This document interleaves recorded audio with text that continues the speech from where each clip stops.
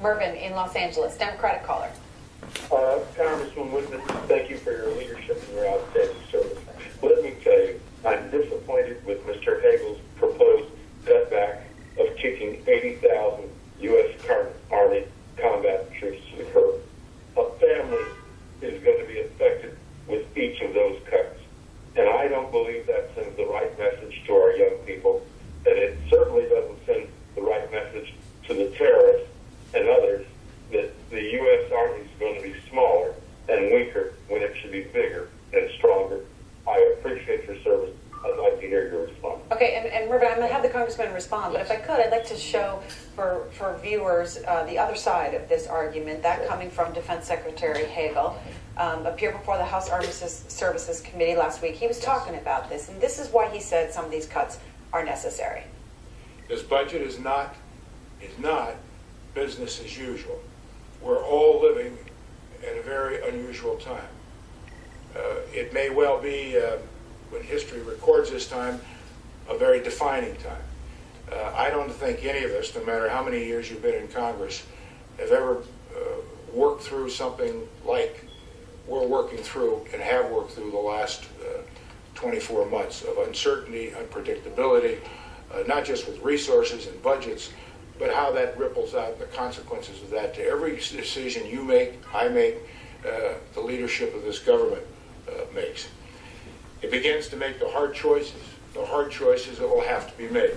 The longer we defer these difficult decisions, the more risk we will have down the road. Congressman?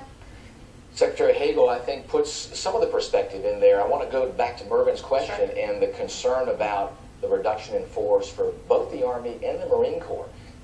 If we look at where we've been, if you go back to Secretary Gates, who voluntarily reduced the defense budget by about $300 billion, and then Secretary Panetta, $487 billion reduction. And then you lay on top of that the sequester, $500 billion. We're now at $1.3 trillion reduction to our military. So if you start to add all those up, you see the lost capability that we have, even in light of us coming out of Iraq and Afghanistan. I think those are significant issues that we have to deal with. Secretary Hagel is laying out a plan that he has based on a budget number that he has before him. So he is dealing with that reality. Where the conversation has to go, though, is to address what should the strategy be for the nation based on the threats, and then make the tough decisions about where do we come up with the resources. And I think that's where the discussion has to go. I understand Secretary Hagel's point, but I also think, too, that folks in the Pentagon, including Secretary Hagel, have an obligation to say there is going to be increased risk. And my question to him was exactly that. Does this mean an increased risk to our men and women that serve in uniform? That is, if they go into harm's way, will fewer of them come back home to their loved ones? And what will happen in a conflict?